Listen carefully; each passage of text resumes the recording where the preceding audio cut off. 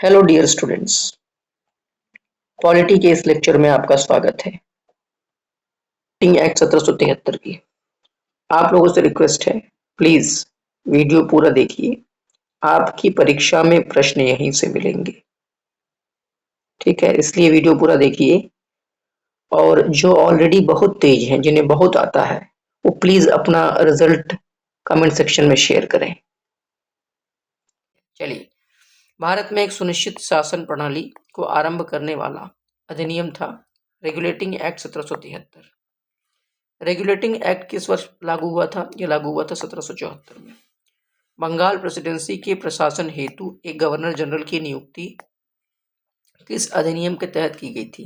Regulating act 1773 के तहत governor general की नियुक्ति की गई थी, ठीक है। अब बंगाल का गवर्नर क्या कहलाने लगा था? बंगाल का गवर्नर जनरल। और बंगाल का सबसे पहले गवर्नर जनरल कौन था? Warren Hasting. वॉरेन हेस्टिंग जो है वो बंगाल का पहला गवर्नर जनरल था, ठीक है। बंगाल का पहला गवर्नर जनरल। और भारत का पहला गवर्नर जनरल पूछे तो विलियम बेंटिक। भारत का पहला वायसरॉय पूछे तो लॉर्ड कैनिंग। आगे देखते हैं, 1773 के रेगुलेटिंग एक्ट के अंतर्गत किन अन्य प्रेसिडेंसियों को बंगाल प्रेसिडेंसी के अधीन कर दिया गया था? तो मद्रास तथा बंबई प्रेसिडेंसी को बंगाल प्रेसिडेंसी के अधीन कर दिया गया था, ठीक है। आगे देखते हैं, किस अधिनियम के द्वारा बंगाल के गवर्नर को बंगाल का गवर्नर जनरल बना दिया गया? तो जाहिर सी बात है, रेगुलेटिंग एक्ट 1773। क्या नाम था उनका पहले बंगाल के गवर्नर जनरल का? वॉरेन हेस्टिंग, ठीक। रेगुलेटिंग एक्ट 1773 द्वारा गठित गवर्नर जनरल की परिषद की सदस्य संख्या कितनी थी? देखिए, रेगुलेटिंग एक्ट में ही कहा गया था कि गवर्नर जनरल एक होगा प्लस साथ में उसके 4 सदस्य और होंगे, जिसे कहा जाएगा कि इसके कार्यकारी परिषद में 4 लोग होंगे जो क्या करेंगे? इसकी सहायता करेंगे, ठीक है। बंगाल का प्रथम गवर्नर जनरल किसे बनाया गया था? तो वॉरेन हेस्टिंग को बनाया गया था। फिर दोबारा से रिपीट हो रहा है, वॉरेन हेस्टिंग बंगाल का प्रथम गवर्नर जनरल, ठीक। वॉरेन हेस्टिंग के बारे में आप ये जान लीजिए कि 1773 से लेकर के 1785 के आसपास तक जो ये बंगाल का गवर्नर जनरल था। और इसको श्रेय जाता है, इसको क्रेडिट जाता है किस चीज़ का? बंगाल में द्वैत शासन, डुअल रूल, बंगाल में द्वैत शासन खत्म करने का क्रेडिट किसे जाता है? वॉरेन हेस्टिंग को। ये वही वॉरेन हेस्टिंग है। सुरक्षा प्रकोष्ठ नीति भी इसी का है। सुरक्षा, आप इतिहास में पढ़ेंगे इस चीज को डिटेल में। सुरक्षा प्रकोष्ठ नीति इसका है, वॉरेन हेस्टिंग का है। वॉरेन हेस्टिंग यही है जिसके ऊपर जो है महाभियोग लाया गया था, इसी के ऊपर महाभियोग लाया गया था ब्रिटेन संसद में।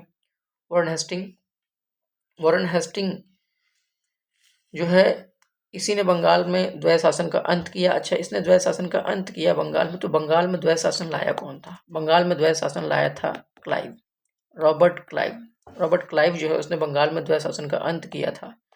और शासन का अंत करने वाला कौन था? Warren Hasting. और शुरू करने वाला कौन था? Clive, Robert Clive. 1765 से 1772 तक बंगाल में क्या था? द्वैत शासन था। 1765 आपको याद रखना है, इलाहाबाद की संधि।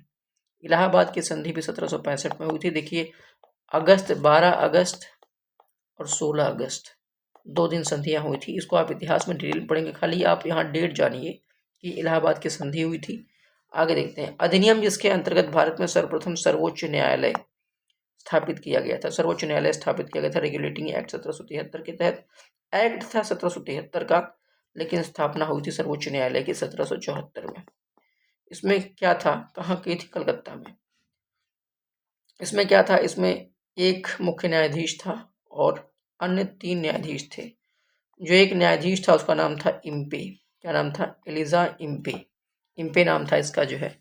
और 3 अन्य न्यायाधीश थे, उनका नाम था, एक का नाम था चैम्बर्स, एक का नाम था लेमेस्टर और तीसरे का नाम था हाइड। ये 3 लोग थे जो अन्य न्यायाधीशों की।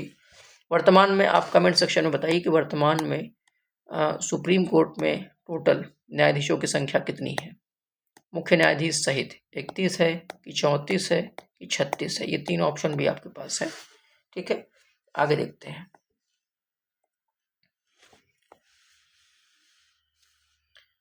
वह अधिनियम जिसके अंतर्गत भारत में सर्वप्रथम सर्वोच्च न्यायालय स्थापित किया गया था। तो रेगुलेटिंग एक्ट 1773 एक्ट 73 का है, लेकिन बना कब था? 1774 में। ठीक है, चलिए। रेगुलेटिंग एक्ट 1773 के द्वारा सर्वप्रथम कहाँ एक सर्वोच्च न्यायालय की स्थापना की गई थी? कलकत्ता में। कलकत्ता किस नदी के किनारे है? हुगली नदी के किनारे है कलकत्ता। ठीक है, अब इसका नाम कोलकाता है। ये वर्तमान में पश्चिम बंगाल की राजधानी है, वेस्ट बंगाल की राजधानी है कलकत्ता। ठीक है, और यहाँ पर एक बंदरगाह भी है। कलकत्ता, यहाँ पर एक बंदरगाह भी है, उसका नाम है श्यामा प्रसाद मुखर्जी। श्यामा प्रसाद मुखर्जी बंदरगाह। तो श्यामा प्रसाद मुखर्जी बंदरगाह कहाँ पर है? ये आपका कलकत्ता में है। चलिए, आपको ये भी जानना चाहिए कि जो श्यामा प्रसाद मुखर्जी का बंदरगाह है, ये जो कलकत्ता में है, ये एकदम समुद्र तट पर नहीं है। ये समुद्र तट से काफ़ी दूर है, लगभग 85-90 किलोमीटर के आसपास है। ये हुगली नदी है, वहाँ पे बंदरगाह बना हुआ है, तो समुद्र तट से काफ़ी दूर है। और ये बात हो गई कलकत्ता के बारे में। आगे देखते हैं। रेगुलेटिंग एक्ट 1773 द्वारा सर्वोच्च न्यायालय में न्यायाधीशों की संख्या कितनी थी? बता चुका हूँ। एक मुख्य न्यायाधीश इम्पे और 3 अन्य न्यायाधीश थे, यानी कि 1+3। रेगुलेटिंग एक्ट 1773 द्वारा स्थापित सर्वोच्च न्यायालय की अधिकारिता क्षेत्र में शामिल विषय थे। क्या क्या था भैया? मतलब जो कोड बनाई गई थी उसमें क्या क्या, किस किस के अंतर्गत वो न्याय दे सकते? सिविल मामले थे उसके पास, आपराधिक मामले थे, नौसेना मामलों में भी वो अपने फैसले सुना सकता था।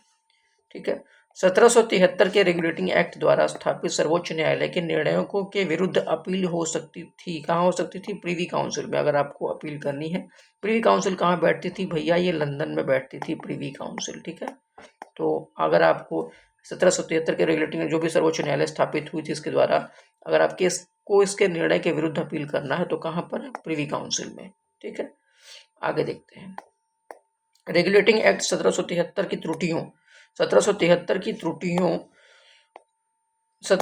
की त्रुटियों के परिमार्जन हेतु रेगुलेटिंग एक्ट 1773 की त्रुटियों के परिमार्जन हेतु किस अधिनियम को पारित किया गया था? तो एक्ट ऑफ सेटलमेंट। भैया इसमें कुछ कमियां थी 1773 में, इसीलिए क्या लाया गया? Act of settlement 1781।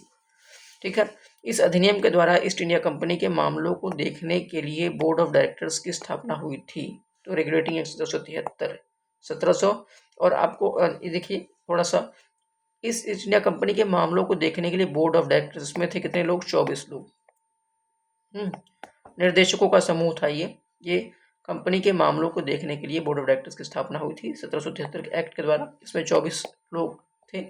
और इसी में आपको बता दिया गया है कि इसी में क्या था कि एक बंगाल का गवर्नर क्या बना दिया गया? बंगाल का गवर्नर जनरल, प्लस उसके साथ 4 लोग होंगे उसकी परिषद में, जो क्या करेंगे? उसको सहयोग करेंगे। ठीक है, आगे देखते हैं। रेगुलेटिंग एक्ट 1773 की त्रुटियों की इस चीज को बता चुका हूं, लेकिन इस चीज का सुझाव किसने दिया था? एक व्यक्ति था एडमंड बर्ग।